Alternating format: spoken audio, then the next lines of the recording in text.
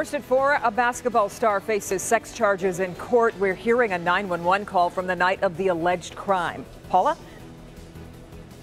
Hi, Kimberly. This is Gary. His friends say he was a pretty great guy, but it's what he did after he died that's earning him a place in the national spotlight. Hi, Ben. Hey, Paula, looks good out there, feeling even better. The question is, will we hit a record before the end of the week? Kim? All right, thanks, Ben. Also, some surprising research on the dangers of yo-yo dieting that affect many women. We'll have those stories and more on First at 4.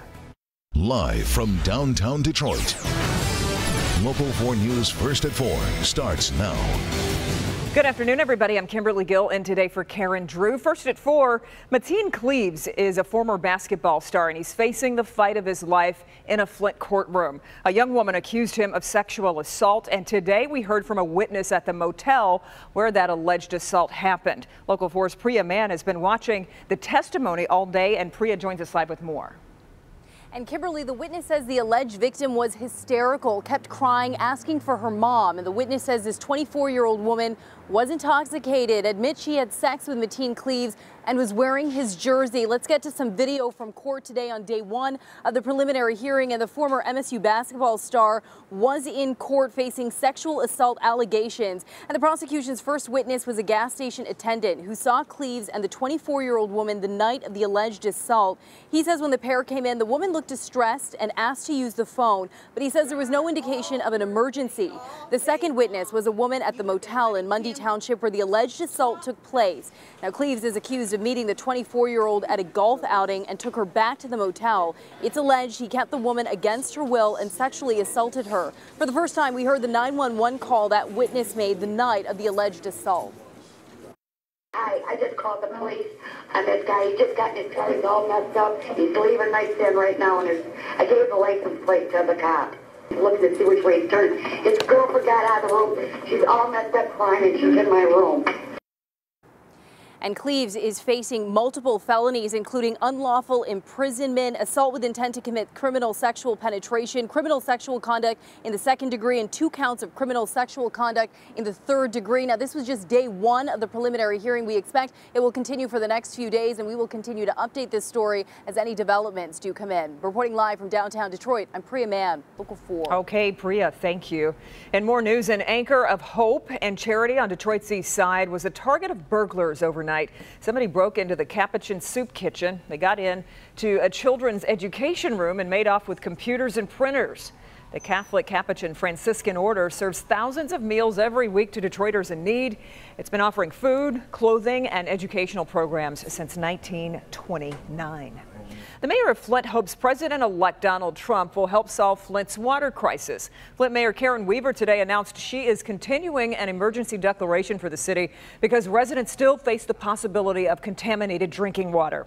The mayor was also asked about a pledge from President-elect Donald Trump, who said during a campaign stop in Flint he would work to fix Flint's water problem.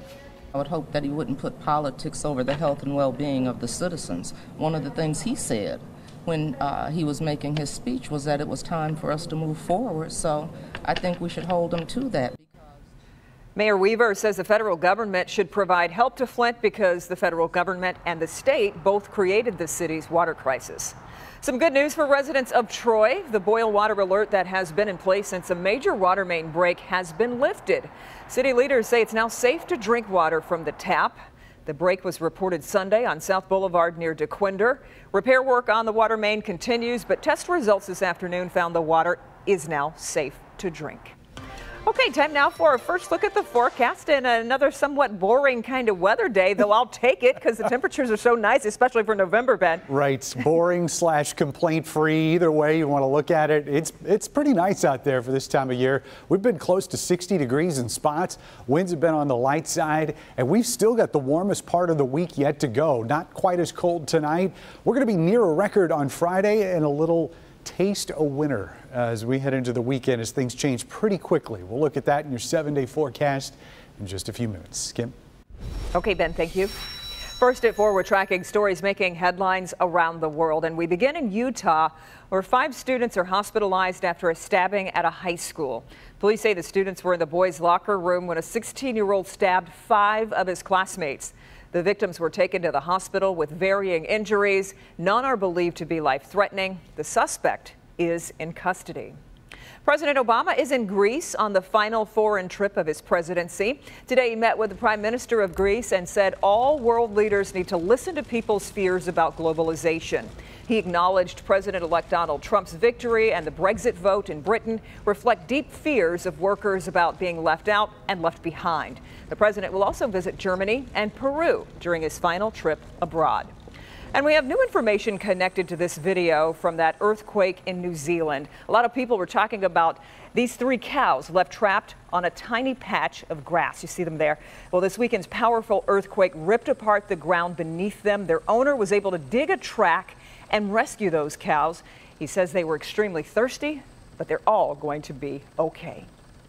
We know first responders do heroic things every day. It's part of their job. But this paramedic who worked for the Southfield Fire Department continued to be a hero even after his death. Our Paula Tutman has a story of how his family will be honored. And Paula, this story is actually getting some national attention now. Oh, yeah, absolutely. Completely up front. So I'm at the Southfield Fire Department. You can see the trucks are poised to leave to save lives. Also, you can see chairs are set up for a celebration. But I want to bring you over here because this is Lori. And Lori is about to do her husband a true honor before she sends him off for national attention. For 29 years, Gary Terrault saved lives for a living, not only as a paramedic and EMS coordinator, but also as an instructor and a liaison for the Southfield Fire Department. He was a real asset to our department as well as to Providence Hospital, and I feel, I regret that the guys coming up and going through the program aren't going to have the benefit of his counsel. And while he saved lives for a living, he simply cared enough about those around him to care from the heart and not the pocket. And he had a heart of gold. When he died 2 years ago, it left a gaping hole in the universe. His wife, Lori, is still learning to breathe again after his loss. But she knows because of his love for others, he lives on as an organ donor. And she often wonders about the person who received his eyes, those big, deep, ocean blue eyes. Maybe perhaps vibrant colors of the fall for the first time, or the snow falling, or the sun beating on the water. This afternoon, those eyes came to life again in a fluorograph, a painting of sorts of seeds and crushed flower pods and coffee beans. Gary's fluorograph will be part of the Donate Life Rose Parade float in none other than the Rose Parade New Year's Day. Dignity Memorial sponsors the creation of these amazing portraits for families across the nation. His story was so compelling because not only did he work saving people's lives, now in death, his organs went on to save other people. Just a few hours ago, Lori saw her husband's fluorograph portrait for the very first time at Henry J. Will Funeral Home in Redford Township. His eyes look so blue. That's beautiful, absolutely perfect. Well, he had a great love for his family. He was just an all-around great guy who could make you feel bad or good about yourself even if you weren't feeling that so good about yourself that day. It was the love of my life. Yeah, he's the love of a lot of people's lives. This was a really great guy. So let me tell you what's going to happen next. So you can see everything has been done except his eyebrows. And Lori is standing by, and some of her family members will actually be here, and they will actually use seeds and coffee beans, crushed up coffee beans, and they'll paint in his eyebrows before this entire portrait is sent off for the Rose Parade. And the parade float is actually a boat, Kimberly, and his face will actually be part of the sails. And Lori will be there to see her husband march in the Rose Bowl Parade. She says he would be thrilled to do so. Kimberly? Fantastic story, Paula. We appreciate it very much. All right, coming up, folks, McDonald's is doing something it's never done with its most iconic burger. It could be a case of two great tastes that go great together. We'll let you decide that coming up. Also ahead, these high-tech sneakers could be on many holiday wish lists, but it's not cheap to go back to the future. Hi there, Doc. Hey, Kimberly, but up first, what's on your cell phone? I'll reveal what scientists can learn about you by analyzing molecules on your phone. And yo-yo dieting, it might be hazardous to your health. There's new research that affects many women. That's all next. Melania Coming up all new on Local 4 News at 5 and 6. We heard from thousands of viewers about our investigation into the death of 37-year-old Jennifer Myers, a Macomb County mother who died in the Macomb County Jail. She went into jail because she owed $500 in back child support. She died 12 days into her sentence. People want to know why she wasn't taken to the hospital, especially since her cellmates saw that she was visibly ill. Tonight at 5, an exclusive interview with Jennifer's mother and father, who say all inmates deserve dignity while they're locked up behind bars. The story is coming up. All right, Kevin, thank you. In good health, new evidence so-called yo-yo dieting can be hazardous to your health with some serious risks. Dr. Frank McGeorge joins us with this latest research, Doc. Yeah, this is kind of different. So this research specifically focused on women that were in normal weight ranges, not overweight. So here's the thing. Those who lost and regained weight would be found as a yo-yo dieter. And that yo-yo diet pattern was linked to a 66% higher risk of death from heart disease. Now, those women were also more than 3 times as likely to suffer sudden cardiac death than women who kept their weight at a stable level. Now, here's the interesting part. That risk did not extend to women who were overweight or obese. Now, I would emphasize the research only suggested a link. It doesn't prove that yo-yo dieting causes death, and more research is needed. Main thing, though, is if you can avoid yo-yo dieting, it's probably better for you, and in this case, especially if you are of normal weight. Yeah, okay. So many of us oftentimes have our cell phones in our hands, and this next story is a little bit disturbing. Right. This is a little bit big brothery, actually, because it turns out that residual molecules on your cell phone can tell scientists a lot about you. Researchers in California have been able to use something called a mass spectrometer to look at the chemical molecules that were left on your phone in the nooks and crannies. They found traces of everything from caffeine and spices to skin creams and medications, which really gives them a good profile of your health and lifestyle. Now, the results ultimately could be helpful in medical research, criminal profiling, and even airport screening. However, researchers say the analysis only offers a general profile of a person, not a distinct match like a fingerprint. It's like taking your phone and using it to profile your life. I see. It could be a good tool in maybe fighting crime, though, like if you could tell a certain type of, I don't know, sunscreen that a person wears or perfume. Right. Or you might be able medication. to trace their steps in a sense. Interesting. Okay. Doc, we appreciate it very much. All right, coming up, let's get a check on the forecast. Here's Ben with that. Hi, Ben. Hey, Kim. Beautiful out there right now. Temperatures running about 10 degrees above average for this time of year. We're at 58 right now at Metro Airport. Slightly cooler out here on the east side, but not by much. Warmest temperatures have been on the west zone right now, 59 out in Howell. Temperatures compared to yesterday about 2-3 degrees warmer.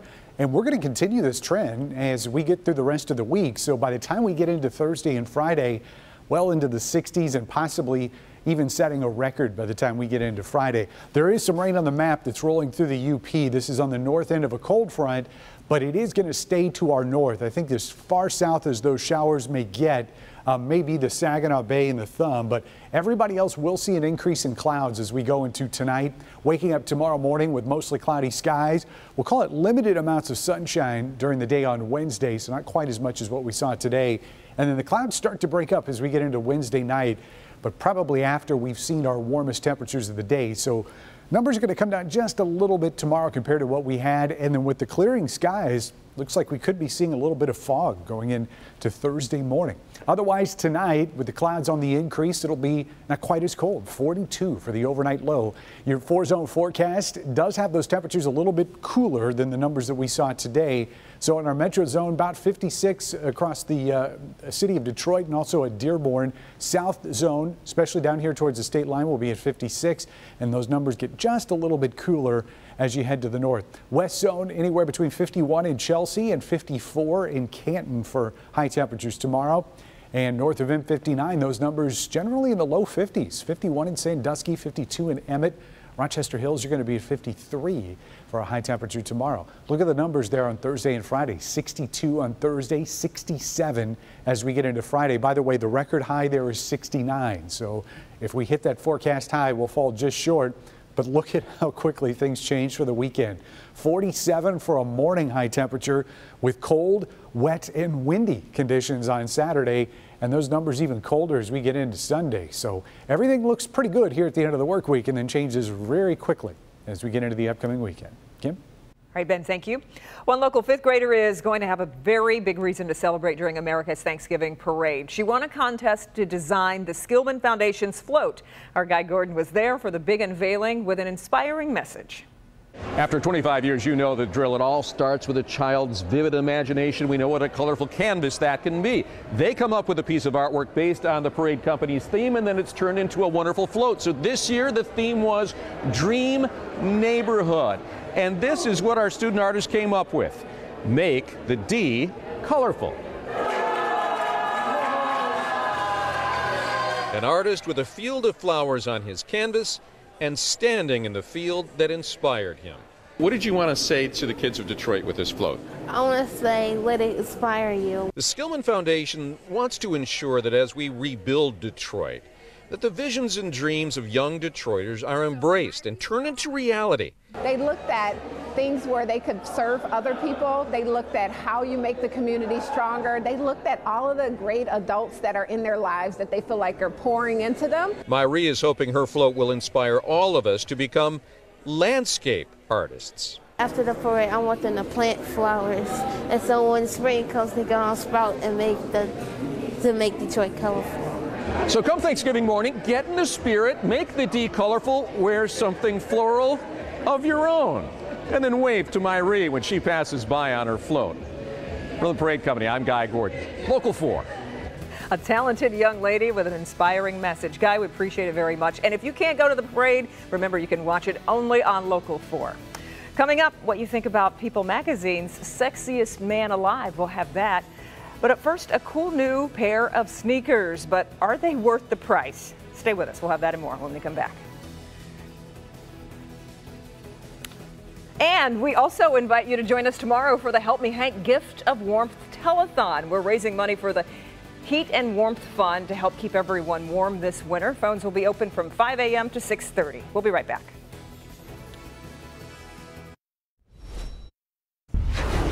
Welcome back, everybody. Going back to the future is going to cost you a lot of money. We told you about Nike's self-lacing sneakers a few months ago. Well, now we know they'll cost $720 a pair. A battery charges the shoes and a button allows you to tighten or loosen the laces.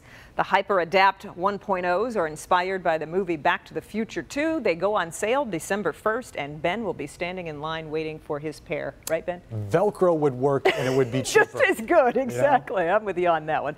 Okay, McDonald's is doing something it's never done with the Big Mac. The fast food giant is experimenting with sriracha, a sriracha Big Mac. McDonald's says the popular hot sauce is the first time the chain has switched the ingredients in its iconic burger. The Sriracha Big Mac is being tested in Columbus if you want to drive down to enemy territory for a taste test, which I doubt many people will do, but okay, McDonald's. And here it is, the sexiest man alive, according to People magazine. It's actor Dwayne "The Rock" Johnson. People says Johnson is sweet, smart, and sculpted. That's quite a combination, I guess. Here's what some of you are saying on our Facebook page. Marie likes the choice, saying, quote, "Just looking at his smile makes me dizzy." Tanya disagrees, though. She says The Rock is handsome, but not the sexiest. But what do I know? Marty says brains, a great sense of humor. He's got authentic charisma. While Chrissy gets kind of personal, saying, quote, "My husband is way hotter." You too can join the discussion on the WDIV Facebook page. Okay, coming up, they say imitation is the sincerest form of flattery, and I'll show you a certain business that is booming as Donald Trump heads to the White House. Stay with us. He wears a constant smile despite an incredibly rare disease.